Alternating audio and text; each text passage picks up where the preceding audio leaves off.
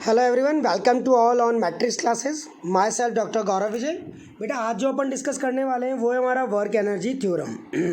इस work energy theorem को ध्यान से अपन देखेंगे और मैनिपुलेट करने की कोशिश करेंगे।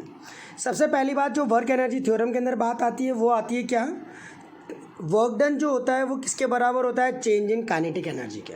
चेंज इन काइनेटिक एनर्जी मतलब काइनेटिक एनर्जी फाइनल पर कितनी है, काइनेटिक एनर्जी इनिशियल पर कितनी है, इसके बराबर हमारे पास क्या होता है, वर्क डन होता है। ठीक है, तो देखिएगा स्टेटमेंट क्या कहता है। पहले according to it work done by an external force, जो भी वर्क हमारा किसी भी एक्सटर्नल फोर्स पर लग रहा है ऑन अ मूविंग बॉडी, किसी मूविंग बॉडी के रेस्पेक्ट में, वो इक्वल होता है चेंज इन काइनेटिक एनर्जी। जो भी वर्क होगा वो चेंज इन काइनेटिक एनर्जी के बराबर होगा। इसको आप लोग क्या कहते हो, वर्क डन कहते हो। यानी अपन कहें तो work done equal to delta kinetic energy होती है। और डेल्टा काइनेटिक एनर्जी कितना, के फाइनल माइनस का कितना होता है, के इनिशियल होता है। ठीक है, done. Let an external constant force, सबसे पहले मैंने एक कांस्टेंट फोर्स लिया F applied on a body जिसका मास है कितना m and kept at a distance s, उसको कितनी डिस्टेंस पर रखा है मैंने, s डिस्टेंस पर उसको प्लेस किया है। ठीक है, कोई भी बॉडी थी जिसका बॉडी का मास था कितना m, उसको मैंने कोई फोर्स अप्लाई किया और वो बॉडी कुछ डिस्टेंस ट्रैवल करती हुई आगे की तरफ गई, जो उसने डिस्टेंस ट्रैवल करा वो s था। ठीक है, तो वर्क डन कितना हो गया, force multiply by displacement. F equal to क्या होता है बेटा, एम ए होता है, मास इंटू एक्सीलरेशन। एफ की जगह रख दो एम ए रख दिया अपन ने, वर्क डन आ गया एम ए एस। क्लियर।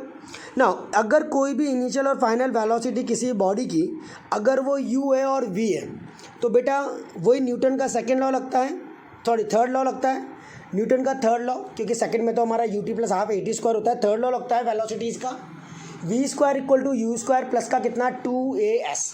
तो अपन ने लगा दिया v square equal to u square plus का 2as। यहाँ से 2as की वैल्यू निकाल ली, वी स्क्वायर माइनस का यू स्क्वायर। बेटा as की वैल्यू निकाल लो और as की वैल्यू निकाल करके किस में डाल दूँ, इस वाले के अंदर प्लेस कर दूँ। तो मैं as की वैल्यू निकाल करके यहाँ पर प्लेस कर दूँगा। w equal to 1m v square minus का यू स्क्वायर अपॉन 2, सेपरेट कर लो 1/2, वी स्क्वायर अलग कर लिया, 1/2 यू स्क्वायर अलग कर लिया। 1/2 वी स्क्वायर को बोलते हैं फाइनल काइनेटिक एनर्जी और 1/2 यू स्क्वायर को बोलते हैं इनिशियल काइनेटिक एनर्जी। तो यही चीज़ हमारी डेल्टा काइनेटिक एनर्जी कहलाती है। ये हमारा टोटल प्रूफ हो गया किसका, वर्क एनर्जी थ्योरम का। Done, this is work energy theorem कहलाती है। क्लियर। नाउ सेकेंड वन, अगर बाई चांस मेरा अभी तो फोर्स कांस्टेंट था, अगर मेरा फोर्स कांस्टेंट नहीं हुआ तो क्या होगा। तो बेटा जब कोई चीज़ कांस्टेंट नहीं होती तो वो वेरी करती है, और वेरी करती है तो उसका इंटीग्रेशन का कंसेप्ट उसके अंदर क्या करते हैं, यूज़ करते हैं। मैंने पहले वाली क्लासेस के अंदर बताया था, जब कोई चीज़ कांस्टेंट नहीं होगी तो उसके अंदर अपन क्या करेंगे, इंटीग्रेशन का कंसेप्ट यूज़ करेंगे। वही कंसेप्ट अपन यहाँ यूज़ करेंगे। सबसे पहले अपन जानते हैं F equal to m a होता है, m d v by d t हो गया। डब्ल्यू कितना होता है, फोर्स इंटू डिस्प्लेसमेंट, तो स्मॉलेस्ट डब्ल्यू कितना, delta W. F dot d s कर दिया, डी एस की वैल्यू, डी एक्स की वैल्यू या एफ़ की वैल्यू, दोनों में से किसी एक की वैल्यू मिल जाए तो मुझे एफ़ की वैल्यू पता है, ये रही, उसको ऊपर से उठा करके यहाँ प्लेस कर दिया। M d v by d t into कितना, डी एक्स। अब बेटा d x by d t सब लोग जानते हो, चेंज इन डिस्प्लेसमेंट क्या कहलाता है, वेलोसिटी। तो एम वी डी वी हमारे पास आ जाएगा। क्लियर। अब टोटल वर्क डन मतलब इंटीग्रेशन इनिशियल वेलोसिटी से फाइनल वेलोसिटी तक उसको इंटीग्रेट कर दो। हाफ वही एम तो कांस्टेंट है, वी का इंटीग्रेशन कितना, वी स्क्वायर बाय 2, एक बार अपर लिमिट और एक बार लोअर लिमिट पुट कर दिया। Half m v square minus का हाफ एम यू स्क्वायर आ गया। Half m v square final कहलाती है और हाफ एम यू स्क्वायर हमारा इनिशियल कहलाता है। तो ये कहलाता है डेल्टा काइनेटिक एनर्जी। क्लियर हो गई बात यहाँ तक सबको अच्छे से। अब इसका एक दूसरे शब्दों में अपन स्टेटमेंट कह सकते हैं, according to the theorem if work is done by a body, अगर कोई भी काम किसी बॉडी के द्वारा हो रहा है by applying an external force, जब उसके अंदर अपन ने कोई फोर्स अप्लाई किया, then it increase the kinetic energy, तो इसकी काइनेटिक एनर्जी बढ़ेगी। And if the body does not work against retarding force, अगर कोई काम मेरा अपोजिशन में नहीं लग रहा है किसी फोर्स के रेस्पेक्ट में, तो अपन कहेंगे काइनेटिक एनर्जी क्या हो रही है, डिक्रीज हो रही है। ठीक है, जब कोई कांस्टेंट फोर्स किसी भी बॉडी को पुश करने में हेल्प कर रहा है और बॉडी मेरी आगे की तरफ मूव कर रही है, तो उसके अंदर कोई ना कोई वर्क डन हो रहा है।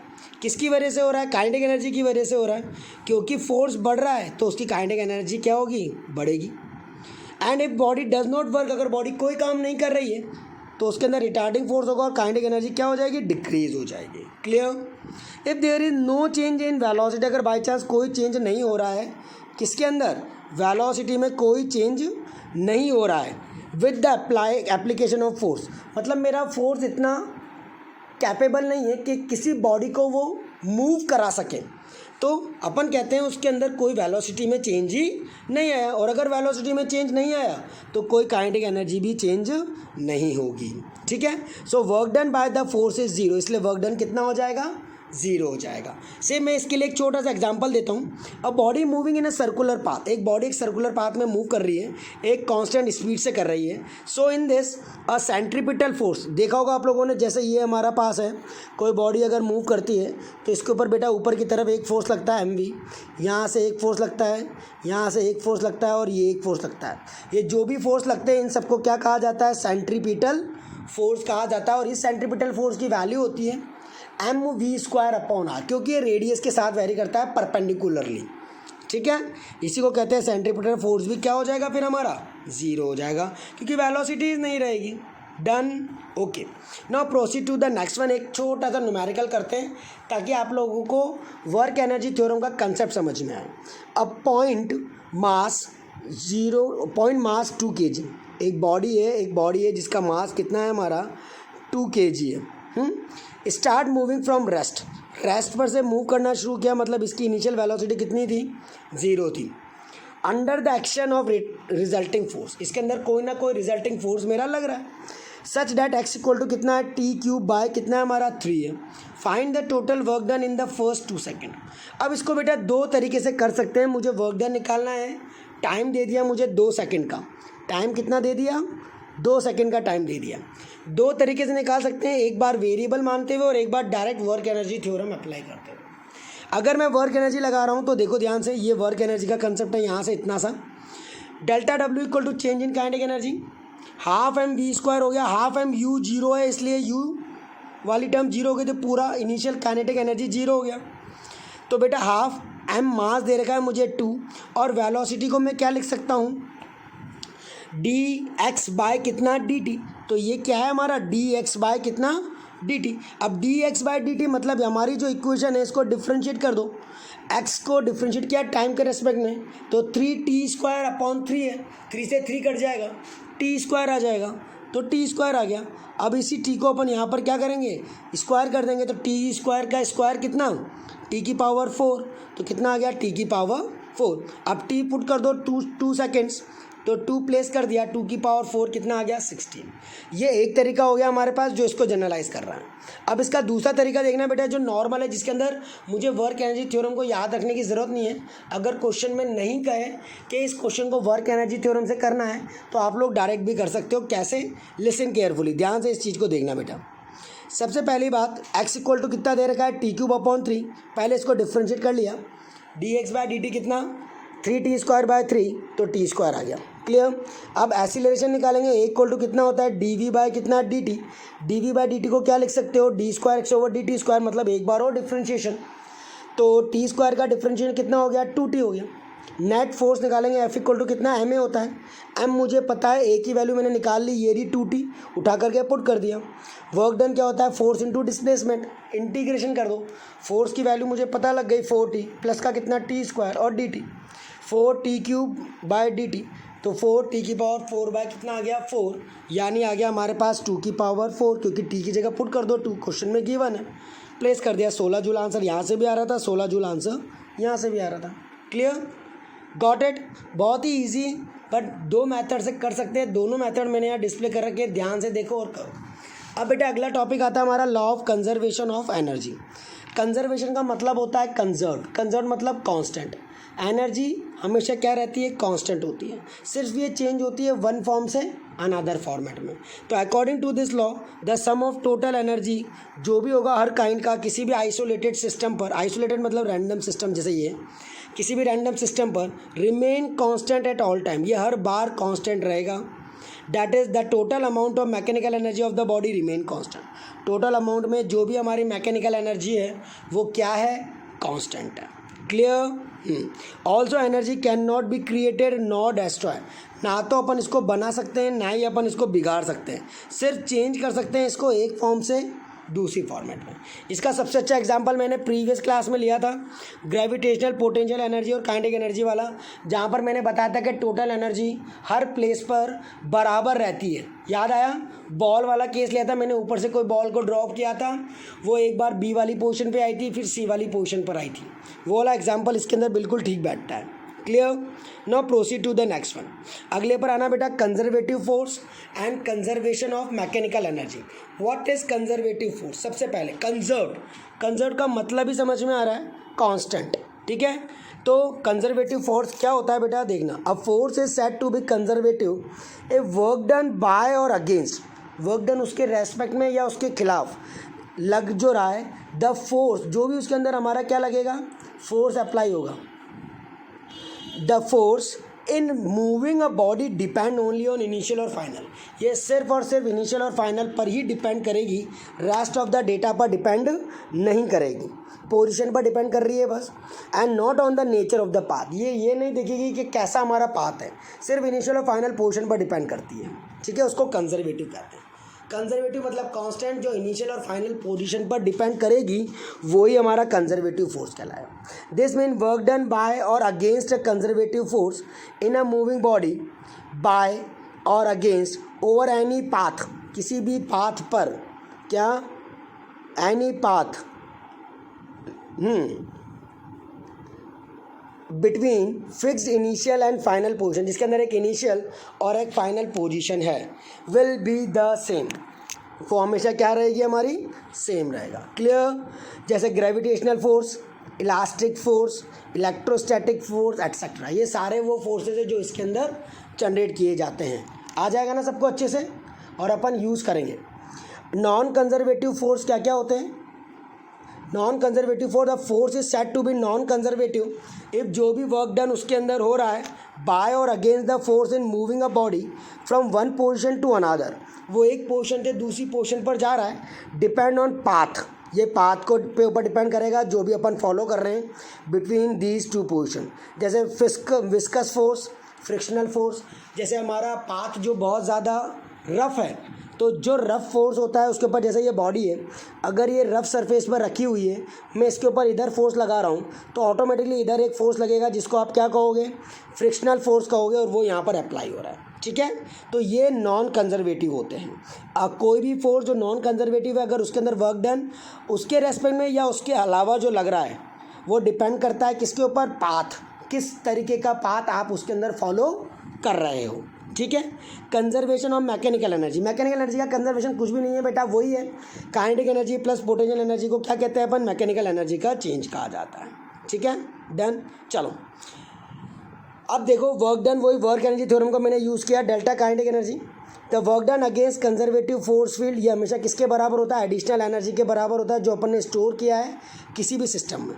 ठीक है, तो जो भी अपन पोटेंशियल एनर्जी बढ़ाऊंगा तो वो हमारे पास नेगेटिव वर्क डन को इंडिकेट करेगा, U2 माइनस का कितना, U1, समझ गए, अगेंस्ट है ना वर्क डन, इसलिए माइनस आया है, और U2 माइनस क्योंकि मेरा पोटेंशियल एनर्जी बढ़ रहा है इसलिए वो डेल्टा U है, तो इसलिए कहते हैं डेल्टा काइनेटिक एनर्जी माइनस का डेल्टा U हो गया, क्योंकि वर्क डन किसके बराबर है, U के, और वर्क डन किसके बराबर है, K के, तो डेल्टा U डेल्टा K के बराबर हो जाएगा। तो kinetic energy plus potential energy equal to कितना, 0, डेल्टा कॉमन ले लिया, इंटीग्रेशन से डिफ्रेंशिएशन कट जाएगा, तो ये दोनों कट गए, K प्लस का U क्या आ गया, कांस्टेंट आ गया। Clear? Done. Okay, now the next question ध्यान से देखना।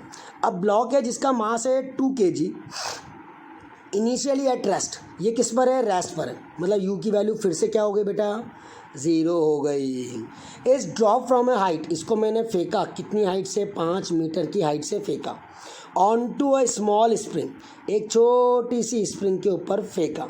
अब स्प्रिंग क्या होगी, प्रेस हो जाएगी, हुज स्प्रिंग कांस्टेंट कितना दे रखा है, 2000 newton per metre. Find the maximum compression of the spring, बताओ स्प्रिंग कितनी हमारी कंप्रेस हो जाएगी। तो बेटा वही वर्क डन कितना होता है, पोटेंशियल एनर्जी के बराबर, क्योंकि पोजीशन में चेंज हो रहा है, कोई बॉडी ऊपर से कहाँ गिर रही है, नीचे की तरफ गिर रही है, तो एक्स मैक्स का स्क्वायर कितना हो जाएगा, उधर भेज दो 2 को, mgh अपॉन k कर देना, तो एक्स मैक्स कितना आ गया, अंडर रूट में 2 mgh आ जाएगा। क्लियर, आया ना? हाँ, बस उसको अप्लाई करेंगे अब अपन यहाँ पर। अब एक्स मैक्स कितना आ जाएगा बेटा, हमारे पास √2m दे रखा है, जी पता होता है, हाइट दे रखी है और स्प्रिंग कांस्टेंट के की वैल्यू गिवन है, प्लेस कर देंगे, आंसर आ जाएगा। बट बेटा आपको मैकेनिक्स में सबसे पहली बात ये देखना है फॉर्मूला कौन सा कहाँ पर किस तरीके से लगाया जाएगा, उसको अप्लाई करना प्रॉपर फॉर्मेट में आना चाहिए। अब एक और लास्ट क्वेश्चन देखते हैं आज का। अब बुलेट ऑफ मास 30 ग्राम है, is fired into a block, उसको एक ब्लॉक के अंदर फायर किया गया, उस ब्लॉक का मास था 20 kg, which is suspended bye a string, जिसको मैंने एक स्ट्रिंग से बांधा हुआ है, 1 मीटर लॉन्ग, वो स्ट्रिंग कितनी मेरी 1 मीटर लंबी है। यहाँ से अपन ने किसी भी ब्लॉक को बांधा हुआ है। अब मैं यहाँ से एक बुलेट चला रहा हूँ और वो इसके अंदर इंसर्ट हो जाएगी, होगी नहीं होगी? ड्यू टू इम्पैक्ट, इम्पैक्ट मतलब अंदर घुस जाना, जो उससे टकराएगी, द ब्लॉक विद बुलेट, जो बुलेट हमारी ब्लॉक से टकराई, इम्पैक्ट मतलब टकराना, इम्पैक्ट मतलब कॉलिजन, टकराना बोल दो, कॉलिजन बोल दो, एक ही बात है। इनसाइड इट स्विंग, जैसे ये बुलेट उस ब्लॉक के अंदर जाएगी, ब्लॉक हमारा ऑसिलेट करना शुरू कर देगा। कितने एंगल से? 15 डिग्री के एंगल से स्लॉट करेगा, घूमेगा।